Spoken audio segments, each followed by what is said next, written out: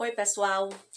Hoje nós vamos falar sobre a civilização árabe, uma civilização que se desenvolveu na Península Arábica, uma região onde predomina o clima árido do deserto. Essa civilização a gente pode compreender em dois momentos: o momento antes de Maomé e o momento depois de Maomé. Até o século VI, os árabes eles estavam divididos em mais ou menos 300 tribos e não era um povo unificado. Essas tribos estavam sob o comando dos sheiks, só que não havia esse governo central, né? Essa forma mais organizada de governo. Tanto é que no período de guerra o poder era passado para um chefe militar, o emir. No aspecto religioso, os árabes eles eram politeístas, ou seja, acreditavam em vários deuses. E esses deuses ficavam as imagens, né, os ídolos que representavam esses deuses, ficavam na Caaba, que era como se fosse o grande centro religioso para esse povo árabe. E a Caaba ficava na cidade de Meca, que era a cidade considerada sagrada, até hoje ainda é uma cidade considerada sagrada para os povos islâmicos. Mas vamos chegar lá. Então, essa cidade de Meca tinha uma atividade comercial muito intensa. Várias rotas comerciais passavam por lá. E além disso, tinha um fluxo grande de pessoas justamente por causa dessa Caaba. Então, aumentava ainda mais as atividades comerciais. E era uma cidade dominada pela tribo dos Coraxitas. Essa tribo se beneficiava bastante dessas atividades comerciais. E onde é que entra Maomé nessa história, né? Maomé, ele é originário de uma tribo coraxita, só que ele conviveu muito tempo também com os beduínos no deserto. E dessa convivência com os beduínos do deserto, nas atividades comerciais, ele teve contato com influências em religiões monoteístas da época, como o cristianismo e o judaísmo. E aí Maomé cresce, depois de um tempo ele casa com uma viúva muito rica e passa a ter uma vida mais confortável. E ele tem um sonho. Nesse sonho, ele diz que o anjo Gabriel fez uma revelação para ele, de que só havia um único Deus, que era Alá, e que Maomé era o profeta de Alá, e que ele deveria sair pregando a palavra de Alá para os povos. As pregações de Maomé começaram a ganhar destaque, a conquistar fiéis, a conquistar seguidores. E assim, ele acabava ameaçando os interesses dos coraxitas, porque lembra que eu falei ainda agora que os coraxitas dominavam o comércio na região de Meca e que era muito interessante para eles o fluxo de pessoas que ia a Meca para visitar o santuário dos deuses. Então, como assim que Maomé vem acabar com tudo isso, né? E como a figura dele vai crescendo bastante, ele conquista inimizades. E a vida dele acaba sendo ameaçada. Isso leva com que Maomé fuja da cidade de Meca e vá para a cidade de Yathrib, que depois passa a se chamar a cidade de Medina, a cidade do profeta. Essa fuga, né, essa passagem, essa ida de Maomé de Meca para Medina, entrou para o calendário islâmico, o calendário da religião islâmica, que é conhecido como a Hégira, a fuga. Tá? E é um período comemorado até hoje. Mas essa fuga foi só para que Maomé reorganizasse, né, as suas estratégias, os seus seguidores, e depois de um tempo ele retorna para Meca, consegue vencer os seus opositores, destrói os ídolos da Caaba, unifica as tribos e institui a religião islâmica, tendo como Alá seu único Deus e sendo Maomé o único profeta. Ele destruiu todos os ídolos, mas ele manteve apenas a pedra negra, que já havia antes, e que, segundo a tradição, a cultura árabe, essa pedra negra teria sido dada por Alá a Ismael. Ismael, o pai da civilização islâmica, né, o grande patriarca da civilização islâmica. E Meca continuou como centro religioso da civilização árabe.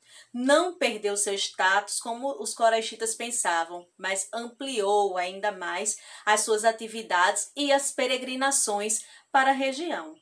Então, a religião fundada por Maomé, o islamismo, tinha seus fundamentos firmados no livro sagrado deles, que era o Corão. Assim como os cristãos têm como livro sagrado a Bíblia, para os islâmicos o livro sagrado deles é o Corão. Lá estão os ensinamentos, os preceitos que eles devem seguir. Dentre esses ensinamentos tem, por exemplo, a obrigação de rezar, orar 5 vezes ao dia voltado para a cidade de Meca.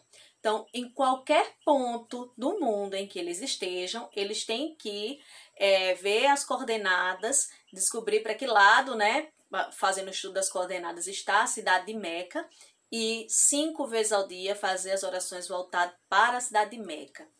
E ao menos uma vez na vida para Meca, para visitar a cidade sagrada. Jejuar no mês do Ramadã. Que mês é esse, né? É justamente o que marca a fuga do Maomé de Meca para Medina. Então, nesse período, considerado um período sagrado, como os cristãos têm o período da Quaresma, né, também, que é um período de restrições, os islâmicos têm esse período do Ramadã. Dar esmolas, né, ajudar os pobres com esmolas. E eles também guardam um dia sagrado, que é a sexta-feira. Então, guardar esse dia sagrado e também não consumir bebidas alcoólicas. Esses são alguns dos preceitos da religião islâmica. Só que aí, com a morte de Maomé, ocorre uma divisão entre a civilização islâmica. As tribos elas passam a ser governadas por califas. E há uma divergência na forma de escolha desses califas, né? Havia o grupo dos sunitas, eles têm esse nome porque, além de considerar os ensinamentos do Corão, eles também consideram os ensinamentos da Suna. É como se fosse um livro dos evangelhos de Maomé, seria o equivalente a esses evangelhos de Maomé.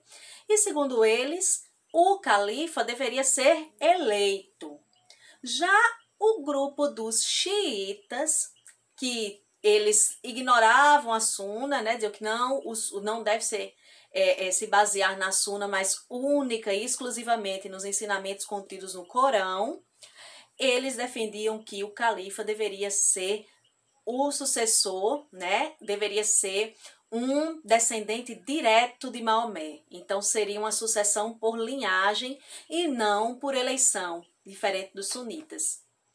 Foram esses califas que deram início à expansão da civilização árabe através da chamada Jihad, ou Guerra Santa. Eles conseguiram expandir os domínios da civilização árabe até o norte da África e Península Ibérica. E com isso, eles contribuíram para o processo de ruralização da Europa Ocidental, que favoreceu o surgimento do feudalismo, porque eles dificultaram o acesso das rotas comerciais e também tomaram ali o acesso das rotas comerciais no mar Mediterrâneo. A partir do século IX, a civilização árabe dividiu-se em califados, mas mesmo assim continuou a se expandir e a exercer forte domínio sobre os povos da Península Ibérica e, consequentemente, também exercendo influência sobre as colônias desses povos da Península Ibérica. E o domínio dos árabes sobre a Europa Ocidental só veio diminuir na Baixa Idade Média com a Reconquista. A civilização árabe deixou um grande legado para a civilização ocidental, como, por exemplo, os conhecimentos na matemática. O algarismo zero foi uma introdução da civilização árabe. Além disso, também, grande desenvolvimento na arquitetura, dos palácios e grandes construções. Na literatura, as Mil e Uma Noites, as histórias contadas por Sherazade no livro Mil e Uma Noites, são todas com base na cultura árabe, um apanhado da cultura árabe.